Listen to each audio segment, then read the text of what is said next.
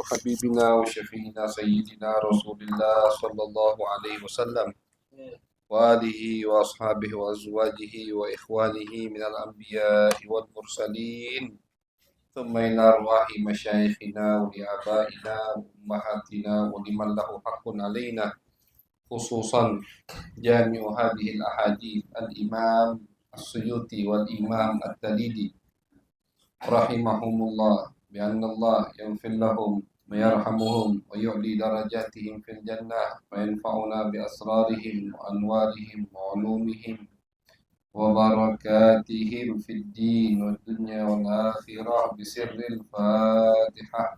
أعوذ بالله من الشيطان الرجيم. بسم الله الرحمن الرحيم. الحمد لله رب العالمين الرحمن الرحيم مالك يوم الدين إياك نعبد وإياك نستعين اهدنا الصراط المستقيم صراط الذين أنعمت عليهم غير المغضوب عليهم ولا الضالين آمين. بسم الله الرحمن الرحيم. وبالسند المتصل إلى المؤلف رحمهم الله ونفعنا بهما وبعلومهما وبعلوم مشايخنا وبعلوم سائر الصالحين في الدارين آمين. إلى أن قال: ما جاء في دمه الشريف صلى الله تعالى عليه وآله وسلم عن عبد الله بن الزبير رضي الله عنهما أنه أتى النبي صلى الله عليه وسلم وهو يحتجم فلما فرغ قال: يا عبد الله اذهب بهذا الدم فأهريقه حيث لا يراه أحد. فلما برزت فلما برزت عن رسول الله صلى الله عليه وسلم عمدت إلى الدم فحسوته. فلما رجعت إلى النبي صلى الله عليه وسلم قال: ما صنعت يا عبد الله؟ قال: جعلته في مكان ظننت أنه خاف عن الناس. قال: فلعلك شربته؟ قلت: نعم. قال: ومن أمرك أن تشرب الدم؟ ويل لك من الناس وويل للناس منك. وعن سفينة رضي الله تعالى عنه قال: احتجم النبي صلى الله عليه وسلم قال: خذ هذا الدم فادفنه من الدواب والطير والناس. فتغيرت فشربته ثم ذكرت له ذلك فضحك. Alhamdulillah, puji syukur kehadirat Allah Subhanahu wa taala. Salawat dan salam kita haturkan kepada baginda besar Nabi Agung Nabi besar Muhammad sallallahu alaihi wasallam. Alhamdulillah, di malam hari yang insyaallah diberkahi oleh Allah, malam pertama dari bulan Rajab.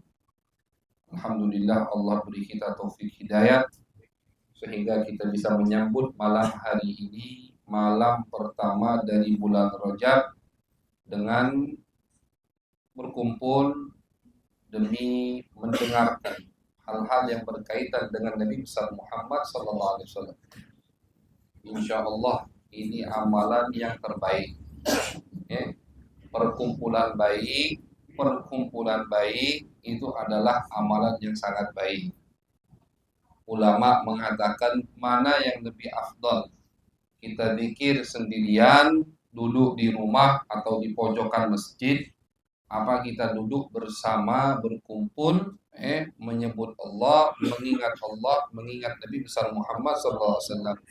Ulama mengatakan tentu berkumpul lebih baik daripada duduk sendirian. Berkumpul. Jadi misalkan daripada ketika di rumah ngelamun tidak jelas, betul hadir majlis. Lesu Ustaz misalkan, dakwawo badan, insya Allah balik dari majlis sehat afiat. Kadang kita males lesu itu dari ain, misalkan bisa jadi kena ain, kena ada yang hasud misalkan, jadi kayak terkena, bukan sihir, ain, aduh ain itu. Dengan apa sembuhnya? Dengan berkumpul di tempat yang baik. Dimanapun, bukan cuma majelis ini yang baik, majelis lain tidak baik, tidak. Semua majelis yang di majelis tersebut disebutkan nama Allah, disebutkan nama Nabi Muhammad SAW, pasti majelis yang baik. Udah, itu patokannya. Pokoknya di majelis, di perkumpulan tersebut yang disebutkan nama Allah, yang dibahas tentang syariat Islam, yang disebutkan nama Nabi Muhammad SAW, pasti itu perkumpulan baik. Nah, jadi ulama mengatakan salah satunya Al-Imam An-Nawawi dalam kitab beliau Al-Adhkar, beliau singgung masalah ini. Bahwasanya ketika kita berkumpul, zikir bersama-sama, menyebut nama Allah, mengingat Nabi Muhammad SAW, itu lebih baik daripada kita sendirian duduk di rumah, walaupun kita zikir di rumah. Kenapa? Karena kata ulama mengambil istimbat atau pemahaman dari hadis Nabi Muhammad SAW, Nabi bersabda, "Alaikum bil jamaah." Alaikum bil jamaah. Kata Nabi, ayo gabung. Jangan dewe-dewean. Jangan sendiri-sendiri. Kenapa kata Nabi? Fa inna madzi ya'kulu minasyah al-qasiyah. Karena sesungguhnya kata Nabi, serigala itu akan memangsa kambing yang jalan sendirian. Yang terpisah dari rombongannya. Kita lihat kalau di rekaman-rekaman itu kan, serigala atau binatang buas lah pokoknya. Pasti ngincer kambing, domba yang jalannya sendirian, paling lambat di belakang. Nah, itu yang diincer sama. Begitu juga kata Nabi setan. Jadi Nabi umpamakan binatang buas dengan setan. Dan Nabi umpamakan kita dengan domba. Kalau kita rame-rame berjamaah, setan takut untuk mendekati kita. Dilindungi kita sama Allah Subhanahu wa taala. Tapi kalau kita sendirian, zikir sendirian, baru tasbih muter sekali. Mikir pasang, mikir ini, belum lagi umat teriak, ini beli ke ini habis, nah ini habis. Tak jadi nak khusyuk. Jadi di rumah nak khusyuk dah lah, sarung. Kan? Nak khusyuk di mana? Di tempat inilah. Lupa kalau gitu. Beban lupa, utang lupa, mana jadi bayar. Jangan lebih semacam lupa dah, cacat lupa dah. Artinya ketika kita duduk di perkumpulan seperti ini, subhanallah, dengan hanya mendengar nama Nabi Muhammad SAW, beban hidup kita hilang semua. Inilah surga yang dimaksud oleh Allah Subhanahu wa taala, bahwasannya kata Allah akan Allah cicipi di dalam kehidupan dunia ini orang-orang yang belum masuk surga, Allah cicipi surga. Apa surga yang Allah maksud? Adalah ketentraman jiwa ketika berzikir kepada Allah, menyebut nama Nabi besar Muhammad sallallahu alaihi wasallam. Jadi insyaallah malam hari ini kita sambut dengan baik, perkumpulan yang baik, dan di dalam perkumpulan ini kita akan mendengarkan hal-hal yang terkait dengan Nabi besar Muhammad sallallahu alaihi wasallam. Insyaallah pasti itu yang terbaik. Karena kalau udah kaitannya sama Nabi, udah itu pasti yang paling baik. Kaitannya sama Nabi, insya Allah itu yang terbaik. Alhamdulillah, taufik hidayat dari Allah Subhanahu wa taala. Maja'a fi damihi syarif. Kita masih di dalam pembahasan tentang kemuliaan khususiyah, kelebihan-kelebihan yang Allah khususkan. Allah berikan Nabi besar Muhammad sallallahu alaihi wasallam dan tidak Allah berikan kepada nabi-nabi selain Nabi Muhammad. Termasuk salah satu pemberian tersebut yaitu yang ada di jasad beliau, di tubuh Nabi besar Muhammad SAW. Kita udah dengarkan apa kelebihan beliau di mata, di ketiak beliau, di hati beliau, pendengaran beliau, suara beliau, keringat beliau. Nah, malam hari ini hadis yang barusan kita baca, maja afidamihi syarif, darah Nabi Muhammad SAW. Terkait dengan darah Nabi. Apa yang akan kita dengar? Kita bakal tahu betapa mulia darah Nabi Muhammad SAW.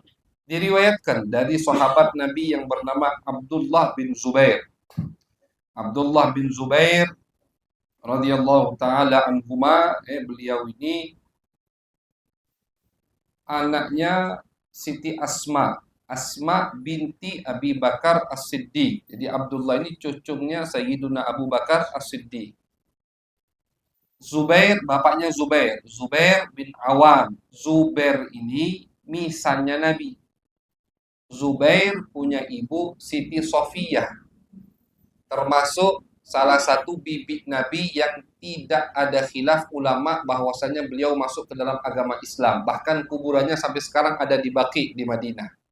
Siti Sofiyah binti Abdul Muttalib. Sofiyah binti Abdul Muttalib, bibi Nabi. Nah, punya anak Zubair bin Awam. Awam ini dua beradik sama Khuwailid, ayahnya Siti Khadijah. Nah, jadi beliau ini misal Nabi, Zubair, misal Nabi dari ibunya, misal Nabi dari ayahnya, misal Siti Khadijah, Zubair bin Awam, Khadijah binti Khuwailid. Khuwailid dan Awam kakak adik. Dua beradik. Zubair termasuk sahabat Nabi yang dipastikan sama beliau masuk surganya Allah Subhanahu wa taala. Punya putra namanya Abdullah. Abdullah bin Zubair. Abdullah ini lahir di akhir tahun pertama Hijriyah atau di awal tahun kedua Hijriyah. Artinya lahirnya baru ketika Nabi sudah berada di kota Madinah. Termasuk atau ulama mengatakan Abdullah ini bayi pertama yang lahir dari muhajirin di kota Madinah. Jadi pas habis Nabi hijrah, kan sebelum Nabi hijrah sahabat hijrah semua ke Madinah. Habis itu Nabi hijrah. Nah, setelah hijrah ini selesai, Nabi udah hijrah, pertama kali bayi yang lahir dari kota Mekah, penduduk kota Mekah dari muhajirin di Madinah lahirnya Abdullah. Nah, jadi beliau ini bayi pertama yang lahir dari muhajirin Mekah ketika mereka baru pindah ke kota Madinah. Artinya masih kecil. Kejadian ini yang bakal beliau ceritakan masih kecil beliau. Apa yang beliau katakan? Annahu atan Nabi sallallahu alaihi wasallam. Aku mendatangi Nabi Muhammad sallallahu alaihi wasallam. Wa huwa yahtajimu. Nabi lagi bekam. Nabi lagi bekam. Bekam ini sangat bagus sekali. Tibbun Nabawi termasuk metode Nabi menjaga kesehatan beliau, bekam. Tentunya ada aturan-aturannya. Biasa yang bekam tahu kalau tidak boleh lagi tensinya tinggi hari-hari tertentu. Bekam bagus. Tajibu kata Nabi hijama termasuk cara membersihkan anggota tubuh kita, darah kita ini dengan bekam. Kalau perempuan, alhamdulillah udah tiap bulan mereka mengeluarkan darah kotor. Kalau gitu nak kemana? Nah, makanya disunnahkan bekam. Disunnahkan bekam. Ini termasuk yang jarang kita pakai sekarang. Padahal selalu dirutini oleh Nabi besar Muhammad sallallahu alaihi wasallam. Nabi lagi bekam. Falamma faragha, kemudian kata Abdullah setelah Nabi selesai bekam, Nabi manggil aku, ya Abdullah, sini wahai Abdullah. Idhab bihadad dam fa'ahriquhu haitsu la yarahu ahad. Bawa darah ini, darah bekas bekam Nabi. Darah bekas bekam. Darah bekam itu kan kalau dari kita darah kotor, tapi kalau dari Nabi tidak kotor. Darahnya Nabi Muhammad sallallahu alaihi wasallam. Karena bekam itu yang dikeluar toksin gabung dengan darah itu kan darah kotor. Yang dibuang ketika kita bekam, darah kotor. Tapi darahnya Nabi tidak boleh kita omongkan darah kotor. Karena tidak ada yang kotor dari Nabi Muhammad SAW. Semua yang keluar dari Nabi suci, bersih. Nabi panggil Abdullah bin Zubair. Wahai Abdullah, buang ini darah. Haitsu la yarahu ahad. Sekiranya tidak ada yang melihatnya. Buang di tempat yang tidak dijingok sama orang lain. Ini Abdullah umurnya baru berapa tahun? Baru beberapa tahun. Kalau kita katakan Abdullah lahir di tahun pertama Hijriyah, taruhlah ini terjadi di akhir hayat Nabi misalkan. Belum 10 tahun, 9 tahun, atau taruhlah lah paling tua 10 tahun. Masih kecil. Tapi lihat apa yang beliau lakukan. Akhirnya beliau bawa. Falamma barastu an Rasulillah, setelah aku keluar dari rumah Nabi, karena beliau masih kecil jadi bisa masuk ke rumah Nabi. Amittu ila dam fahasautuhu. Hasadu hasa yahsu, dihirup darah itu kata beliau. Jadi beliau pun pakai ibaratnya bukan fasyaribtuhu, la fahasautuhu, nunjukkan menikmati. Nah, ini perbedaan bahasa Arab. Fahasautuhu dengan fasyaribtuhu artinya sama, minum. Nah, cuman kandungan makna kalimat tersebut berbeda. Beliau ingin nyampaikan ke kita bahwasannya ketika aku minum darah Nabi itu, aku hirup, nikmatinian. Bukan seperti orang minum obat, pahit ditahan, pengen berkah Nabi diminum, tidak. Kata beliau, aku minum darah Nabi sambil menikmatinya. Sallallahu alaihi wasallam. Jadi darah Nabi beliau minum sambil beliau nikmati. Artinya enak. Darah Nabi enak. bukan darah kotor kalau keluar dari Nabi Muhammad sallallahu alaihi wasallam. Falamma raja'tu ila Nabi, udah selesai minum kalau darahnya tadi, balik ke Nabi. Qala ma sana'ta ya Abdullah? Kau kemana kan darah tadi? Nabi kayaknya ngah, kau kemana kan darah tadi wahai Abdullah? Kata Abdullah, ya Rasulullah, ja'altuhu fi makanin dhanantu annahu khafin anin nas. Aku buang, aku taruh di tempat yang insya Allah ya Rasulullah kati yang nyingah. Kata, tidak bohong, jawabannya benar. Iya, aku buang di tempat tidak ada insya Allah ya Rasulullah, aku yakin tidak kati yang tahu dah tempat itu. Tidak dijenguk sama orang lain. Nabi paham. La'allaka syaribta. Kata Nabi, jangan-jangan kau minum. Qala na'am. Iya ya Rasulullah. Diminum sama Abdullah. Nabi tidak langsung istaghfirillah, taubat kau sama Allah, itu najis. Misalkan berdosa minum najis, tidak boleh. Jangankan diminum. Kalau darah kita ditadammuh, tidak boleh. Ada darah misalkan. Kita habis nyembelih kambing atau nyembelih sapi, darah tadi kita usap-usap ke badan kita, haram, tidak boleh. Najis itu kalau kita terkena najis harus langsung dibersihkan. Kita makin perluas najis tidak boleh, berdosa. Apalagi diminum, kan begitu. Najis, cuman darah Nabi tidak najis. Darah Nabi tidak kotor. Darah Nabi bersih. Pakai Abdullah tadi mengatakan aku hirup, minum dengan menikmati darah tersebut. La'allaka syaribta. Kata Nabi, jangan-jangan kau minum darah itu. Naam ya Rasulullah. Iya ya Rasulullah. Nabi tidak ngomong istighfar cepat atau muntahkan, atau dosa tidak boleh, tidak. Kalau memang perbuatan itu salah, pasti diluruskan sama Nabi Muhammad sallallahu alaihi wasallam. Sekali lagi, Nabi itu tidak mungkin diam kalau ada kemungkaran yang beliau tahu. Tidak mungkin diam. Pertama kali yang mengingkari kemungkaran adalah Nabi Muhammad sallallahu alaihi wasallam. Tidak mungkin. Tidak mungkin diam. Ketika Nabi melihat ada sahabat Salman Mu'ad bin Jabal, sering itu sampaikan cerita ini, baru pulang dari kerajaan Romawi.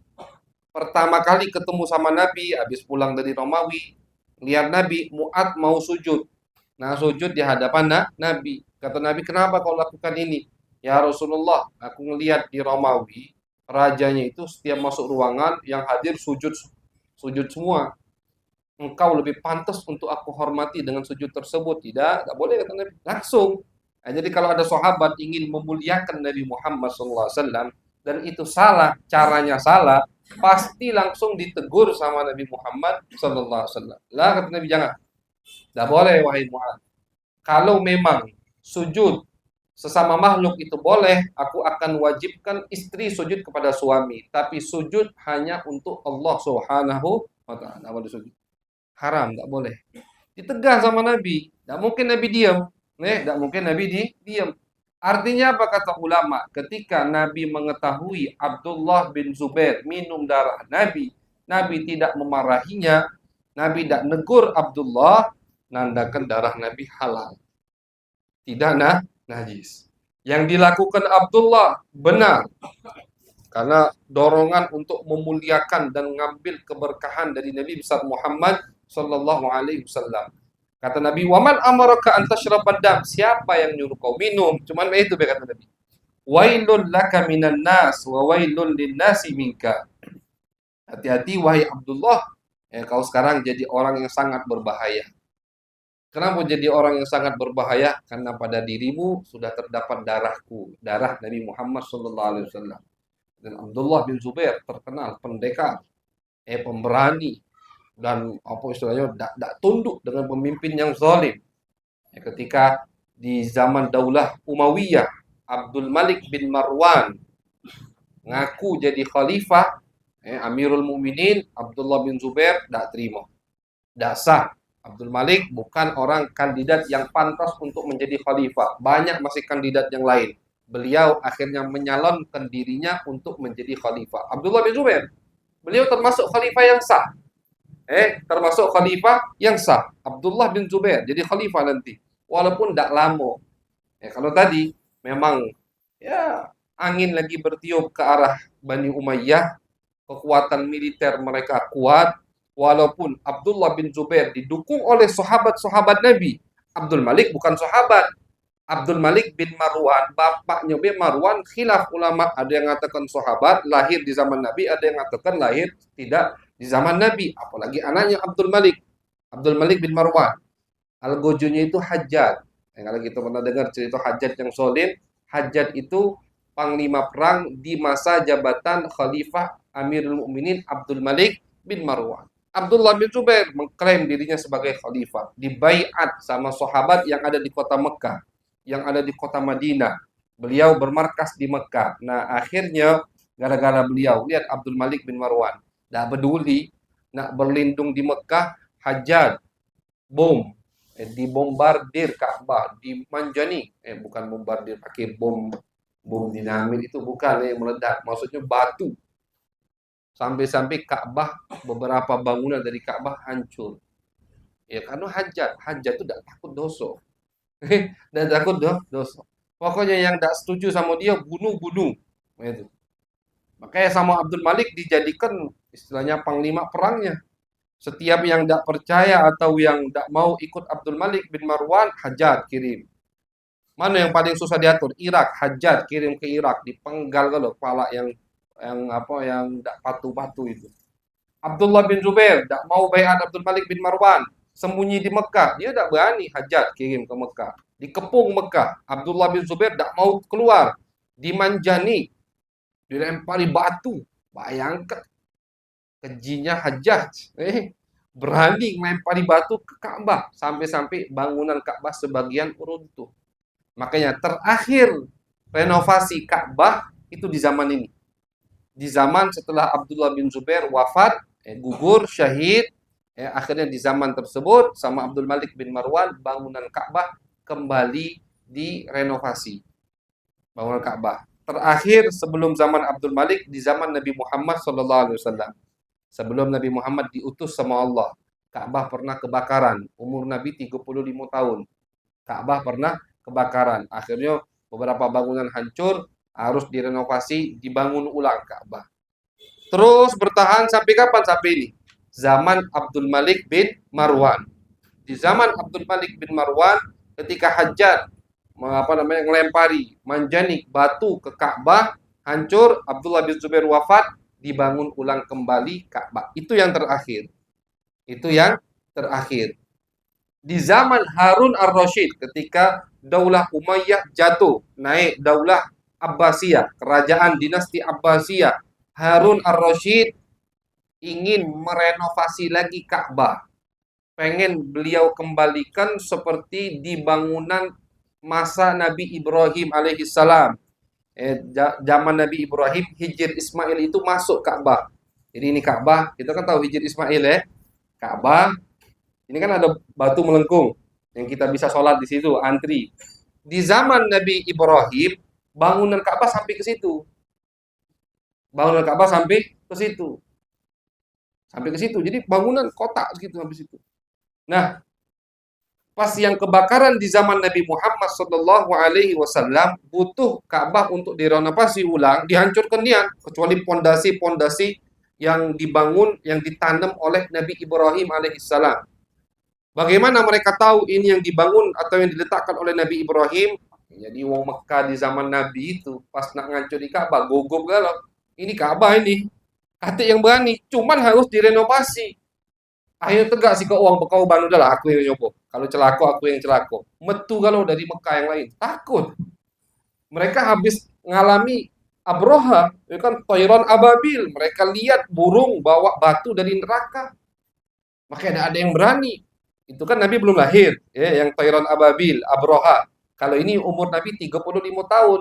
Artinya 35 tahun yang lalu, berarti masih ada yang hidup yang jingok-jingok Toiron Ababil itu. Tidak berani kalau untuk ngancuri Ka'bah, untuk direnovasi ulang. Si kau uang berani mengorbankan diri. Aku berat tadi. Kalau misalnya namanya Walid.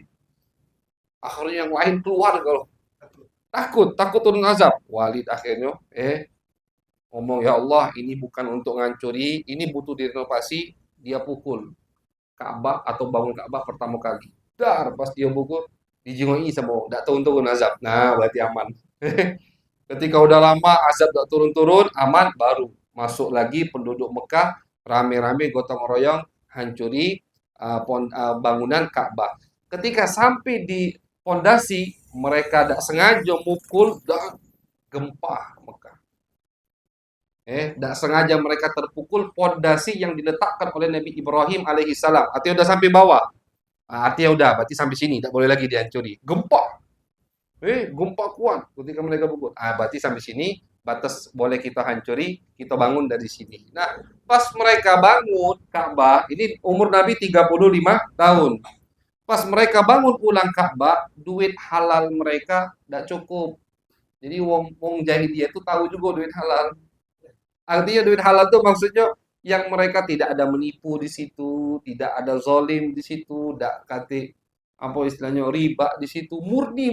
Ini transaksi yang bersih, yang tidak zolim. Mereka kumpulkan untuk ngebangun Baitullah.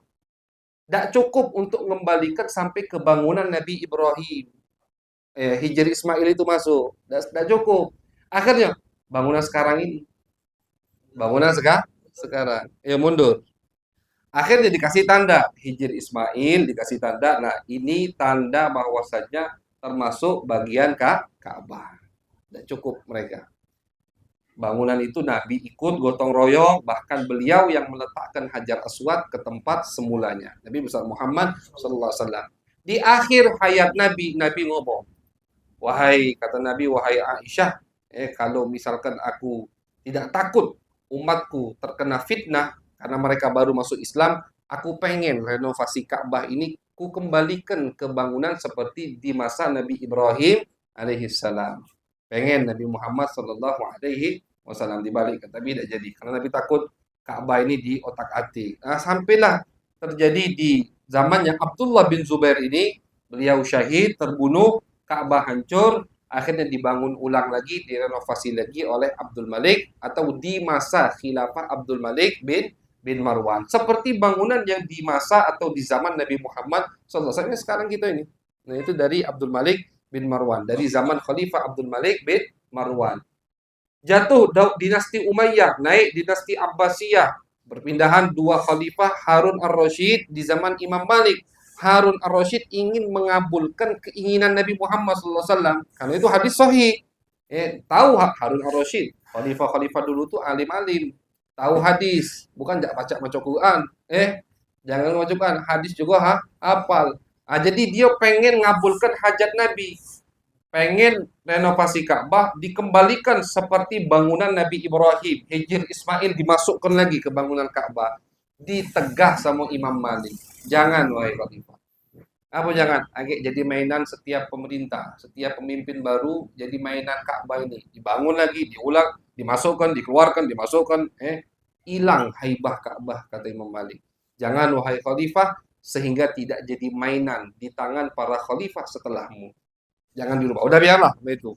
Karena ada unsur ini kan bekas bangunan Umayyah, harus kita ganti dinasti Abbasiyah. Kalau Abbasiyahnya runtuh, dinasti berikutnya ganti lagi, hilang haibah Ka'bah. Dilarang sama Imam Malik dan diikuti pendapat Imam Malik oleh Khalifah Harun ar-Rasyid. Jadi Ka'bah yang sekarang seperti itulah Ka'bah di zaman Nabi Muhammad sallallahu alaihi wasallam. Seperti itu. Ada Hijri Ismail dan kita. Ini termasuk nikmat dari Allah. Jadi kita bisa sholat di dalam Ka'bah. Jadi kalau kita sholat di dalam Hijri Ismail, sama saja kita sholat di dalam Ka'bah. Tidak perlu nak masuk pintu nih. Karena Hijri Ismail termasuk dari bagian Ka'bah. Cuma hati-hati, tawaf tidak sah lewat situ. Karena ketika kita tawaf, harus Ka'bah di luar kita. Tidak boleh tawaf lewat dalam Ka'bah. Orang yang tawaf kemudian nyelip masuk ke Hijri Ismail, metu di seberangnya, tidak sah tawafnya karena termasuk dalam bagian Ka'bah. Jadi Abdullah bin Zubair habis minum darah Nabi Muhammad SAW. Kata Nabi Muhammad, hati-hati wahai Abdullah, kau akan menjadi orang yang sangat berbahaya. Dan terbukti beliau menjadi seorang yang pemberani, pendekar, berani mengucapkan kalimatul haq walaupun di depan pemimpin yang sangat zalim. Kemudian hadis berikutnya dari sahabat Nabi yang bernama Safinah. Safinah ini julukan, namanya Al-Fakir lupa, belum Al-Fakir cari. Julukan Safinah itu artinya kapal. Beliau ini bukan namanya kapal, cuman beliau ini mantan budaknya Nabi Muhammad sallallahu alaihi wasallam. Tugas beliau itu belanja untuk istri-istri Nabi. Ya, namanya si Nabi 9. Kalau belanja kan pasti bawaannya banyak. Nah, dijuluki sama sahabat seperti kapal dia ini. Banyak bawaan. Jadi Safinah. Dan beliaulah, Safinah inilah yang cerita sering kita dengar. Ketika dihadang sama macan, dia omongkan, aku utusannya Rasulullah. Safinah inilah, yang ketemu sama macan atau binatang buas lah di tengah gurun pasir ketika lagi diutus sama Nabi Muhammad SAW nyasar. Akhirnya nyasar ketemu dengan binatang buas. Kata Safinah, aku utusannya Rasulullah. Disebutkan sama Imam Busiri dalam Burdah. Intal kohul usdu fi ajamiha tajimi.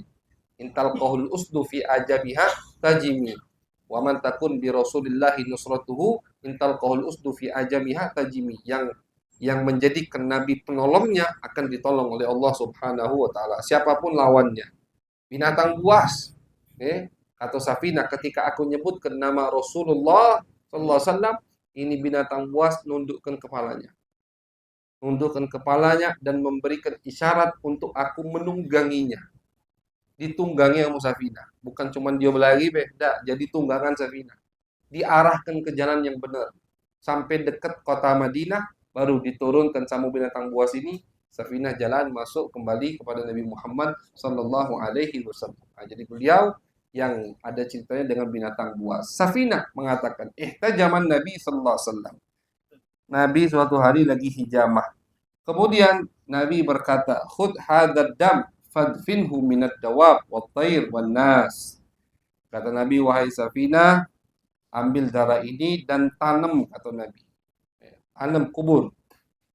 Jadi beliau itu kalau kalau fadalat ketika Nabi kan manusia, namanya manusia pasti buang air besar. Nabi setiap buang air besar itu langsung ditelan sama bumi. Ditelan sama bumi. Tidak ada yang pernah melihatnya. Jadi tidak ada istri-istri Nabi tidak pernah melihat kemaluan Nabi, dan ketika Nabi qada'il hajah tidak ada yang pernah melihat sesuatu yang keluar dari jasad Nabi Muhammad SAW. Langsung ditelan sama bumi. Makanya Nabi ketika darah habis hijamah ini kata Nabi, wahai Safinah, tanam. Sama kan macam itu ditanam. Akhirnya sama Safinah, fataghayyatu fasharibtuhu. Akhirnya aku cari waktu untuk ngilang dari Nabi, berpaling dari Nabi Muhammad SAW, dan dilihat sama Nabi, aku minum itu darah. Jadi darahnya diminum sama Safina. Jadi bukan si Kowong yang minum darah Nabi. Bukan hanya Abdullah bin Zubair, tapi ada juga sahabat Nabi yang bernama Safina. Minum darah Nabi Muhammad SAW. Thumma dzakartu lahu dzalik fadhahika. Kemudian aku ceritakan sama Nabi, Nabi tersenyum. Nabi tersenyum, berarti tidak mungkin itu perbuatan yang salah. Tapi jangan heran gitu. Walaupun ini hadis diceritakan sama Imam Suyuti, diceritakan sama ulama-ulama dalam kitab mereka, masih ada kelompok-kelompok yang tidak percaya. Mengingkari, oh ini hadis tidak sahih ini, ngapa? Tidak masuk akal. Masa darah manusia diminum? Itu. Mereka pikir darahnya itu cak darah dia. Yang makannya macam-macam, habis itu kotor, darah hijamanya, darah bekamnya. Nah, darah Nabi tidak kotor. Darah Nabi beda dengan darah kita. Darah Nabi beda dengan darah kita. Darah Nabi itu bisa mendatangkan bala musibah kalau turun tertumpah ke tanah, ke bumi. Di peperangan di kejadian Taif, ketika Nabi Muhammad berdakwah di kota Taif, Nabi dilempari dengan batu sampai beliau berdarah. Diriwayatkan Nabi itu nadai darahnya jangan sampai jatuh ke bumi. Ya, jangan sampai netes ke tanah. Ditanya sama sahabat Zaid bin Haritha yang melak waktu itu. Kata Nabi, kalau netes ini Allah turunkan azab. Bala, darah ini. Bukan sembarangan darah, darah Nabi Muhammad SAW. Kata Nabi, kalau darah ini netes bahaya. Maka ditadah sama Nabi Muhammad SAW. Ini bukan sembarangan darah. Itu darah yang mulia. Makanya diminum oleh sahabat. Abdullah bin Zubair meminumnya. Safinah meminumnya. Karena darah itu adalah darah Nabi Muhammad Sallallahu Alaihi Wasallam. Dan ini khususnya kelebihan untuk Nabi. Selain Nabi ya tidak boleh. Nah, darah wali, nah darah kutub, selain darah tidak boleh kita minum. Darah guru tidak boleh diminum. Haram hukumnya, najis. Ini khusus untuk Nabi Muhammad sallallahu alaihi wasallam. Kemudian bab berikutnya, maja'a fi baulihi syarif sallallahu alaihi wasallam, tentang air yang keluar, air kencing Nabi, baul, air kencing Nabi Muhammad sallallahu alaihi wasallam. Jadi air kencing Nabi juga ada kemuliaan. An Hukaimah binti Umaymah, dari ibunya yang bernama Umaymah. Ibunya bernama Umaymah. Qalat kana lin Nabi sallallahu alaihi wasallam qadahun min aidan yabulu fihi wa yada'u tahta saririh. Kata beliau, Umaymah ini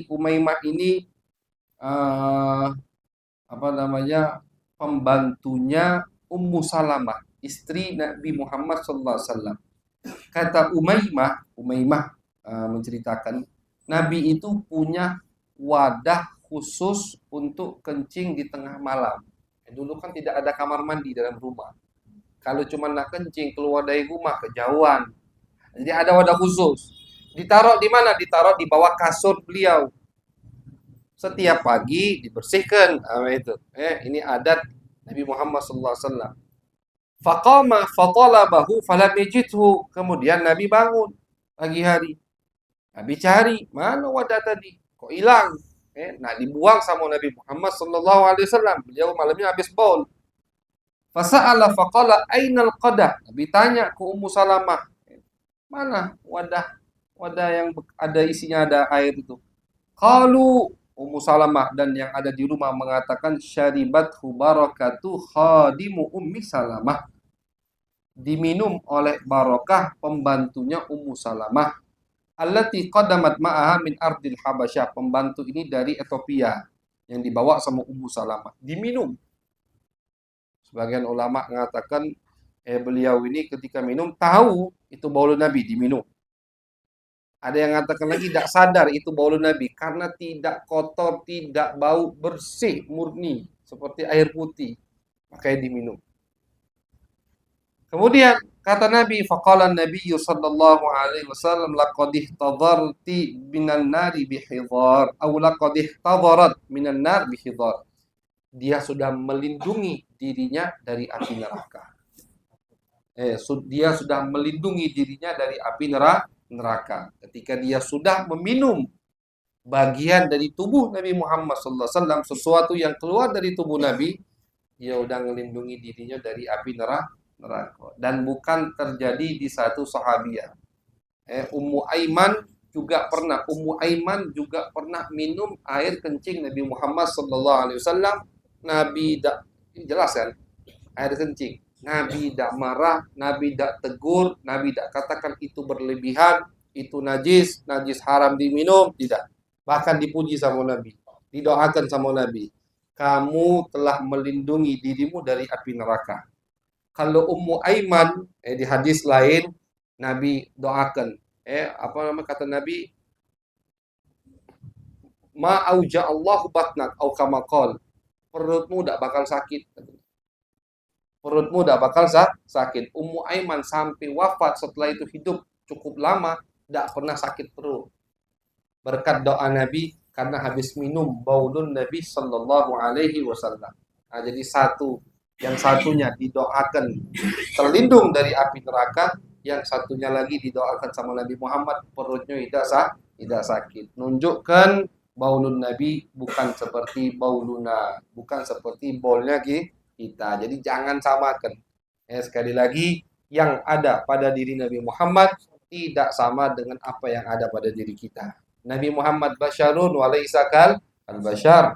Beliau manusia tapi tidak seperti manusia biasa. Udah, jadi kalau baulun Nabi, darah Nabi, hukumnya udah seperti ini. Apalagi yang lain, ludah Nabi, keringat Nabi, udah itu lebih enteng lagi. Karena bol dan dam saja halalan thayyibah untuk diminum. Dan ini khusus untuk Nabi Muhammad sallallahu alaihi wasallam. Tidak boleh kita minum bol atau dam darah siapapun kecuali darah dan baulnya Nabi besar Muhammad sallallahu alaihi wasallam. Keberkahan yang mereka dapatkan ketika hidup bersampingan dengan Nabi Muhammad sallallahu alaihi wasallam.